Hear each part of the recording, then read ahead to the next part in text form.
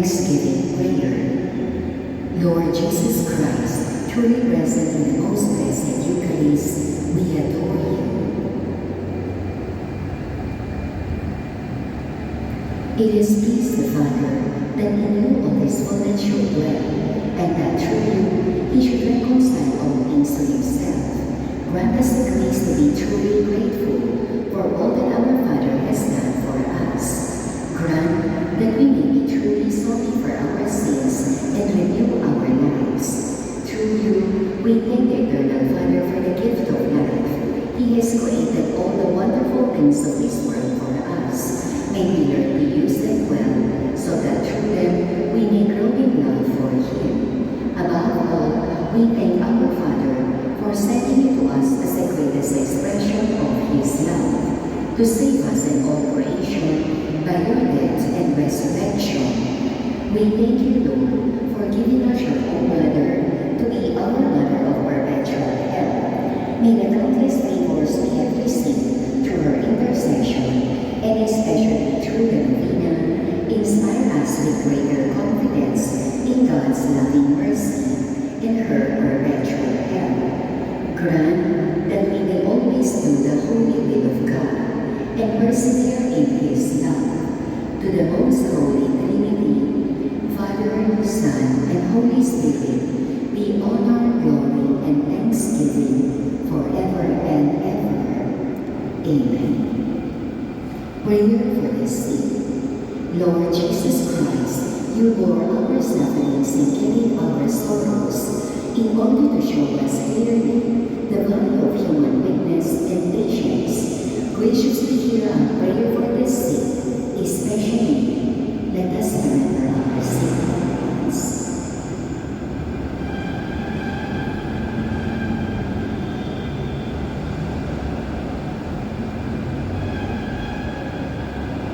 Grant that they who are weighed down with pain and other afflictions of illness may experience God's healing power and comfort. Restore them to health in body and soul, so that they can continue to serve you and your brothers and sisters. Amen.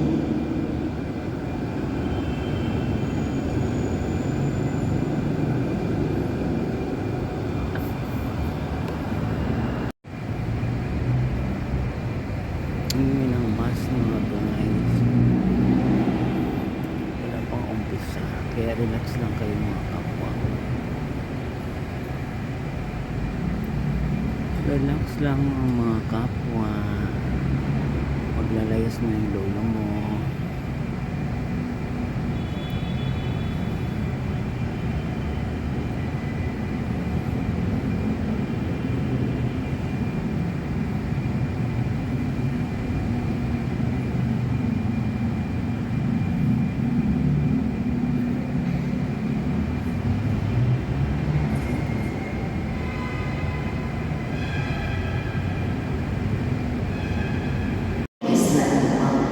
To the present, but I have been going about in a tent under cloud.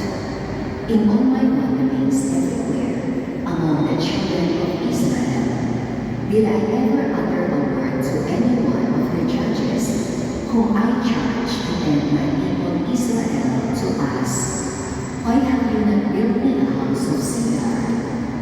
Now then, speak thus to my servant David. The Lord of hosts has this to say, it was I who took you from the pasture and from the care of the flock to be commander of my people Israel. I have been with you wherever you went, and I have destroyed all your enemies before you, and I will make you famous like the great ones of the earth. I will fix a place for my people Israel. I will plant them so that they may dwell in their place without further disturbance. Neither shall the wicked continue to afflict them as they did of old, since the time I first appointed judges over my people Israel. I will give you rest from all your enemies. The Lord also reveals to you that He will establish a house for you. And when your time comes,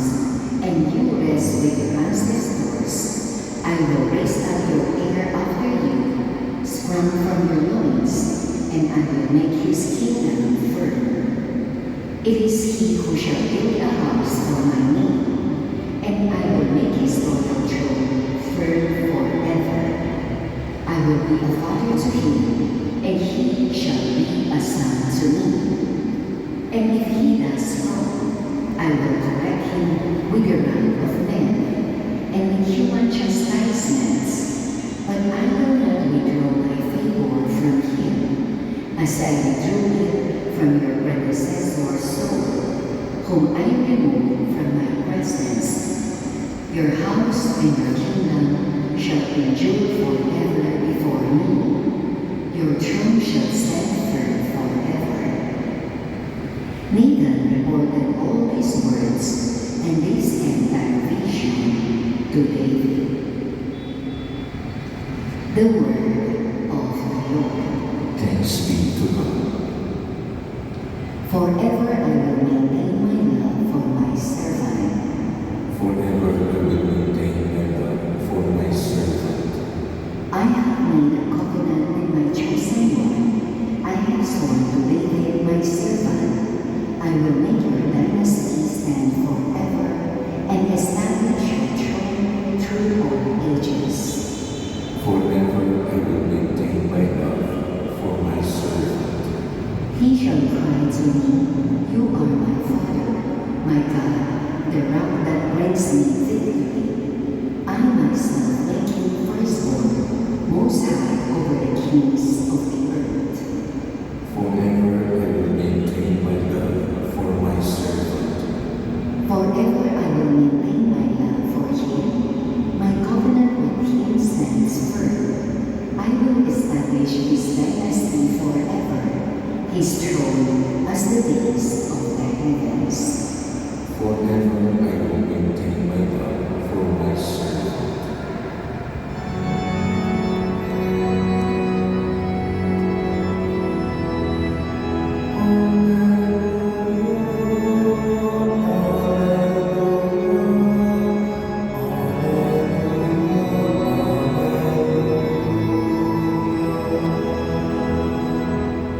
The seed is the word of God. Christ is the sower.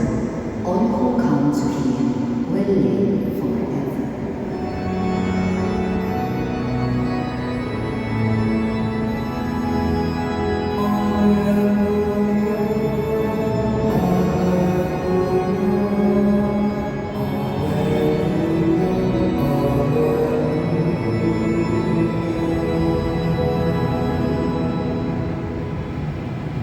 Lord be with you.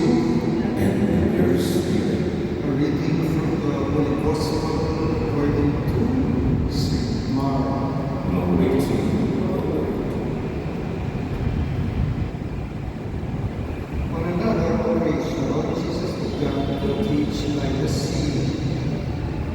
A very large crowd gathered around him so that he got into a boat on the sea and sat down. And the whole crowd was beside the sea on land. And he taught them at length in parables. And in the course of his instruction, he said to them, "Hear this. A sower went out to sow. And as he sowed, some seed fell on the path, and the birds came and ate it up. Other seed fell on rocky ground, where it had little soil. It sprung up at once because the soil was not deep. And when the sun rose, it was scorched, and it withered for lack of roots. Some seed fell among thorns, and the thorns grew up and choked it, and it produced no grain.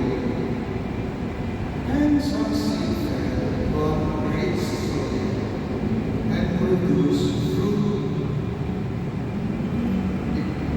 It came up and grew and yielded 30, 60, and 100-fold. He added, whoever has ears to hear ought to hear. And when he was alone, those present alone with the 12 questioned him about the parables. He answered them, the mystery of the kingdom of God has been granted to you. But to those outside, everything comes in parables, so that they may look and see, but not perceive, and hear and listen, but not understand, in order that they may not be converted and be forgiven. Jesus said to them, do you not understand this parable? Then how will you understand any of the parables? The sower sows the word. These are the ones on the path where the word is sown. As soon as they hear, Satan comes at last and takes away the word sown in them. And these are the ones sown on rocky ground, who, when they hear the word, receive it at once with joy.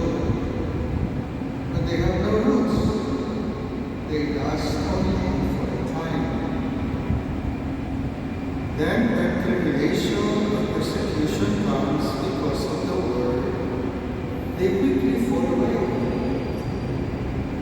Those sown on thorns are another sort. They are the people who hear the word, but worldly anxiety, the lure of riches, and the craving for other things intrude and choke the word, and it bears no fruit. But those sown on good soil are the ones who hear the word and accept it, and bear fruit 30 and 60 and 100-fold. The proclamation of the gospel of the Lord. Praise to you, Lord Jesus Christ.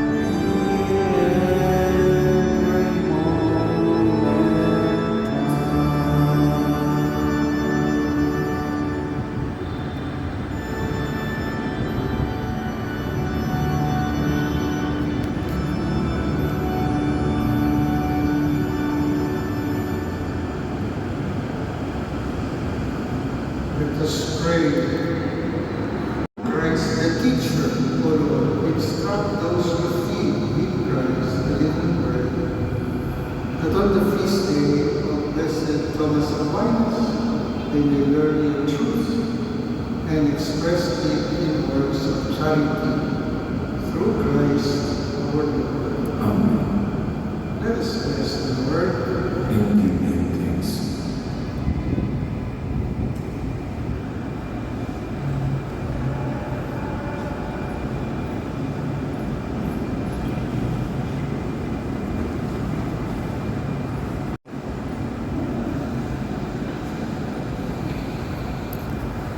Na yung mas yung mag-simba para mabawasan ang kasalanan.